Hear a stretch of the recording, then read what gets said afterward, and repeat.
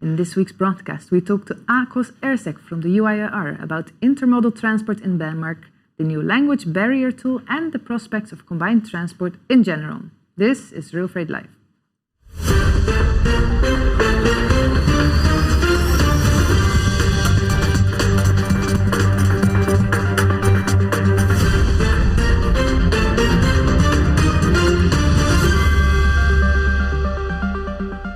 Hello everyone, it's Friday 5 February and today our show is completely dedicated to Denmark and intermodal transport there. Now, the industry is facing difficult times as a ban on Pocketwagons with semi-trailers is applied all over Denmark. Next to me is Nikos Paptolios, and on the line we have Akos Ersek, and in just a little bit we will discuss the topic with them. But first, some more positive news. The European Union Agency for Railways, ERA, will provide safety trainings for the railway sector in order to increase and investigate the safety awareness in EU countries. Interested parties have 5 more days to register as the deadline is approaching, 10 February. In December last year, ERA organized a series of webinars about the various security initiatives. We show you some highlights. As you may know, the European Union is determined to improve railway safety. That's why the agency is deploying several initiatives in the coming year, the European Year of Rail 2021. How can rail companies embed safety in their organization? How can they promote safe behavior at all levels? And how can they achieve sustainable safety performance? Today, our Executive Director, Dr. Josef Doppelbauer, and my colleagues from the Safety Unit will explain the initiatives, the main initiatives from the agency for next year. They will also discuss with representatives from the railway sector about how to practically implement this project and their tangible benefits. Seeing the importance of the commitment to safety at the higher levels, we have launched the European Railway Safety Culture Declaration, starting with a conference which we held in Dubrovnik in 2018. This initiative was a very good start. We have now around 200 signatures, but it is not enough, which is why I have asked my team to prepare an innovative training to improve safety leadership skills in organizations. A training that concretely addresses what is needed for any manager and worker to be a safety leader on a daily basis. The development of this training has involved benchmarking, launching a task force also with the French organization ICTI, making a professional film, having internal test run, and then starting the deployment. Our approach is top-down and relies on the trainer's principle. The content of the training is based on the 5 safety leadership principles. We are currently deploying these trainings and the principles at Ermeva and at Irish Rail. Unfortunately, COVID has slowed down our process, but we have further requests, for instance, from Deutsche Bahn, from the Portuguese National Safety Authority, and from ADIF in Spain. How can you request those trainings? Well, simply go to our website and you will find the necessary information on the ERA Academy. I would like to give the floor to Kay. Kay, you're Safety Director at Irish Rail, the main operator of railway services in Ireland. Can you explain us why you decided to deploy the safety leadership training and actually what you learned from it, what the outcomes are? Well, for me, it is critical that we understand the role and the importance of leadership in safety. And I think we all need to recognise that leadership is a key component in any safe organisation. But I believe that that's probably not very widely understood by managers. The way a person leads their team in health and safety can determine how safe the workplace is. And we all see examples of that within our own workplace where some people are better than others. And a person's attitudes and beliefs to health and safety drives the behaviour. So managers who understand this can really influence the perceptions of the staff and encourage them to behave in a much safer manner. And I think that's the main reason that I decided to do the safety leadership training. The training has really helped our leaders and our managers and supervisors to understand how they can actually influence safety right across the levels and within the various departments as well, even like planning and finance and so on. So I really see this training as being a very valuable next step in helping us to drive our safety culture and indeed improve our performance.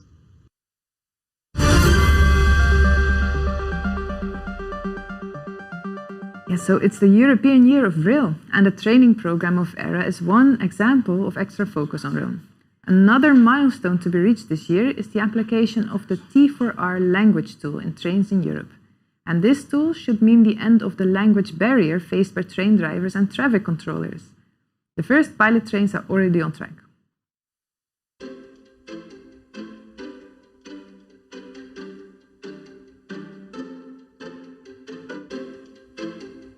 To battle climate change, the EU Green Deal aims to make Europe the first climate-neutral continent by 2050.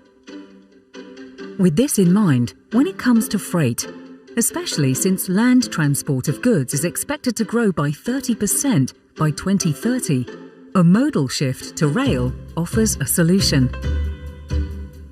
Within the European market for rail freight, it will lead to even more cross-border exchanges. Nonetheless, interoperability barriers still exist, such as the need for multilingual train drivers speaking the national language of each country they travel through. It leads to operational complexity. How could we overcome this language barrier? How could we enable any train driver to continue to drive their train safely in a country where they do not speak the national language? The Translate for Rail project, led by the International Union of Railways and RailNet Europe within the Shift to Rail joint undertaking, provides answers to these questions. Making use of past projects from the partners of Translate for Rail enabled us to map the required information to be exchanged between a train driver and the local traffic controller. Then, a tablet-based prototype application using voice recognition and translation software was developed. Here's how the system works. During a journey, the train driver has to communicate with the traffic controller. Let's say the train driver is Italian and traffic controller is Austrian. The train driver launches the application. The train driver speaks in their own language in the tablet's microphone. Qui treno 14. The speech appears on the screen. The train driver can edit it or complete it if they wish. They can also use predefined messages grouped by topic for ease of use. Then, the message is translated into the target language and is sent to the traffic controller. The controller receives the message in their own language. Hier ist Zug 14. Ich habe ein Problem mit dem Zug. Mein Spitzensignal ist vollständig gestört. And is able to reply to the train driver using the same tool. Communication has taken place in a safe and efficient manner.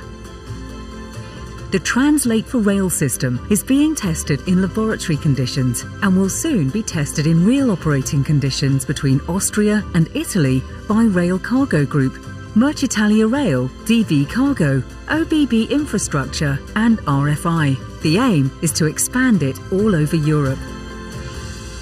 For now, everything seems to indicate that with Translate for Rail, sector cooperation will make it possible to remove language barriers in order to boost the modal shift to rail.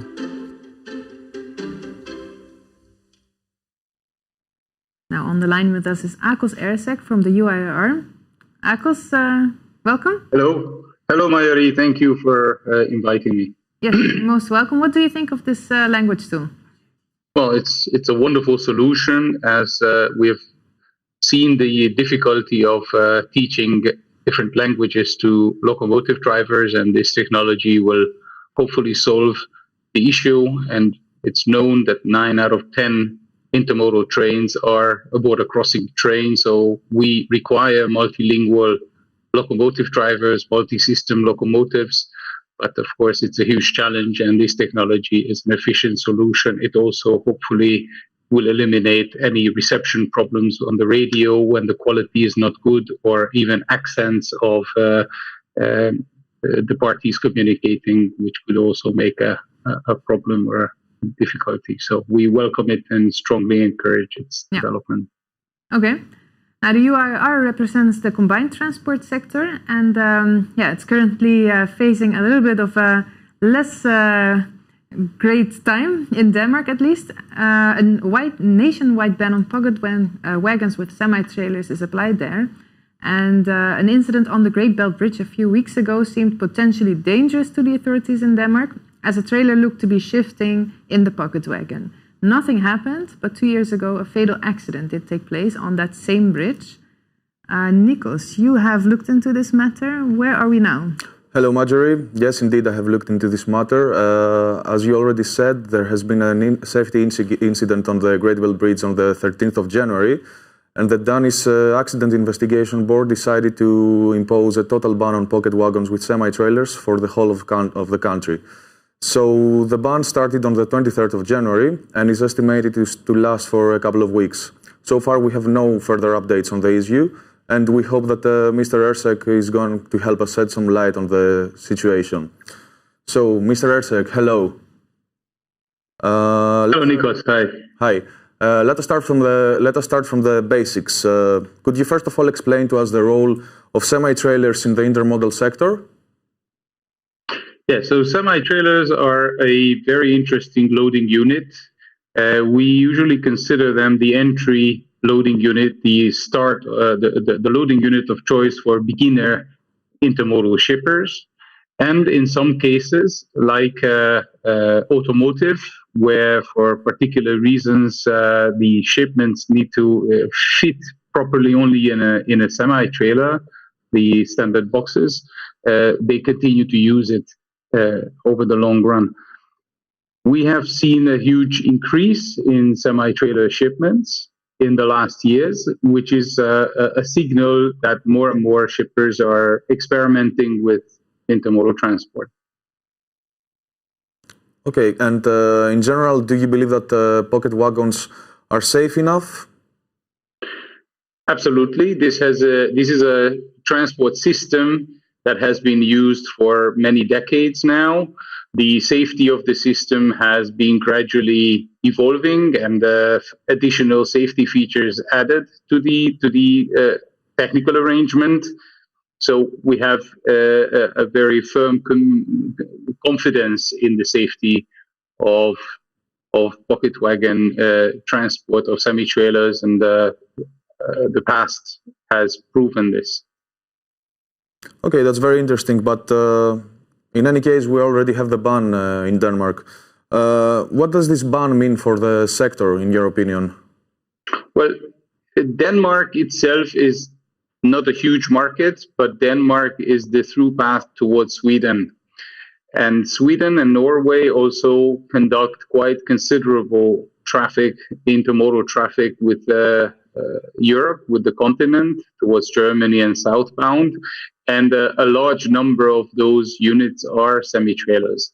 So the disturbance is substantial. The costs exceed $1 million, into the €1 million per week for the sector in extra costs to solve the transport, because of course the shippers are interested in getting their cargo to where it needs to go, and our operators do everything to deliver the semi-trailers in spite of the limitation. But it costs millions of euros per week in additional expense.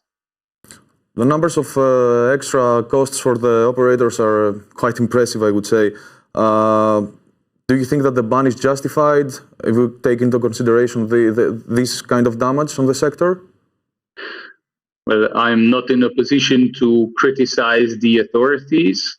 There is an investigation ongoing. The Joint Network Secretariat operator coordinated by the European Railway Agency has launched an urgent procedure. Our experts, speakers, and as well as UIR's technical leadership director is a participant to this process, but I'm not in a position to criticize the measure that the authorities chose. That's clear enough. What about the companies, the affected companies? Do you believe that there will be any kind of support for them? So far, we have not been informed of any financial support, but certainly it would be welcome and it would be justified. As I said, 2 weeks of a ban is already multiple million euros in additional costs. And if the ban will be longer than 2 weeks, then of course we can further see it increase. Mm-hmm. And do you believe that the intermodal sector should take specific measures in the future in order to avoid similar situations? If you include in the term intermodal sector, the infrastructure managers, the railway undertakings, as well as the wagon keepers and the intermodal operators, then certainly some of these players will have to take some measures, evidently or logically, unless the investigation would find that this one particular incident happened because of a particular human error that was unique to this one event. We look forward to the findings of the investigation authorities, and all we are hoping for is that these will not be national measures or limited to one country, but really we're looking for Europe-wide standard solutions and solutions that are developed under the JNS and with the collaboration of sector specialists and operators. Earlier, we also watched a video concerning ERA's program on safety culture in the rail sector. Do you believe that such initiatives could prevent similar situations in the future? We cannot say yet because we don't know what happened. So we don't know whether it's a safety culture issue or something else. The investigation is ongoing. Okay. And last but not least, let's move on to some more positive news. We have some good news for the combined transport sector too, which did quite well last year. Do you already have some figures? Well, indeed, you must have seen the figures from North America, which were released this week. And yes, our colleagues on the other side of the Atlantic reported almost 10% growth quarter on quarter for the fourth quarter of 2020. And well, we are in the final phases of collecting the figures for Europe. And UIRR is confident that the European growth rate will match the North American, so we'll be close to 10% for the last quarter of the year, where combined transport was aided also by the Brexit-related sort of rush to ship as many containers into and out of the United Kingdom, but also because the economy was functioning particularly well. Regarding the full year, the Americans have released a figure already. Their decline is 2%, which is fraction of what the GDP contraction will be for the year. For Europe, we are still processing the numbers, but I think our figures will not be much different. So if we conclude the year of 2020 with a 2% decline, I think many people will be very content. Great. We're certainly looking forward to the European insights for the past year. Thank you very much, Mr. Ersek. And Marjorie, back to you. Yes, thank you, Ersek. And what do you think would be the impact of an incident that we're seeing now in Denmark on the figures of 2021? Would that be a great impact, or do you expect this to just not be notified? Well, operations are ongoing. So as I explained, that our operators are doing their utmost to get the units, to get the shipments to their destination. So it's not a complete stop. We're using rail ferries to circumvent the bridge. So overall, I hope that the number of units shipped will not be much impacted, but the bottom line of the companies involved will suffer a severe impact, regrettably. So it's more financial losses. Are those financial losses comparable to 2 years ago? We are not monitoring the financial, let's say, performance of the companies involved concretely, but what we can say is the level of traffic has increased in the past 2 years. So if we take that into account, then the financial impact per week is likely to be higher. We still don't know how long the disturbance will last this time. 2 years ago, the authorities were relatively quick to act, and after urgent measures were agreed by the parties, the ban was lifted. We hope very much that also we have recommended as an association measures with which we believe that the circulation of pocket wagons can continue or resume. So we hope that in the next days even, the authorities will find the compromise needed to lift this ban. Yeah, and which measures are those that you suggested? I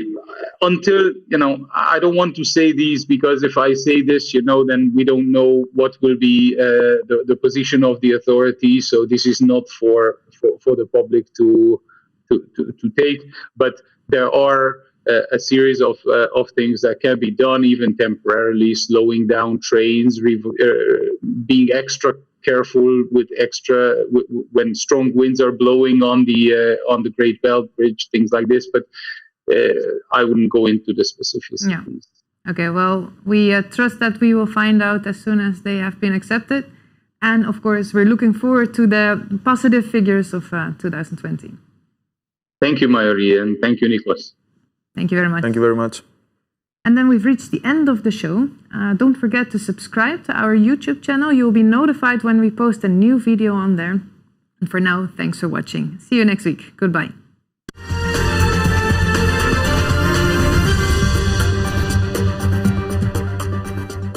En ook u kunt hier zitten, want deze coronaproof studio is te huur voor uw congres, vergadering of webinar. We hebben alle techniek in huis om u hierbij te helpen. Kijk voor meer informatie op promedia.nl. Ik zie u graag in onze studio.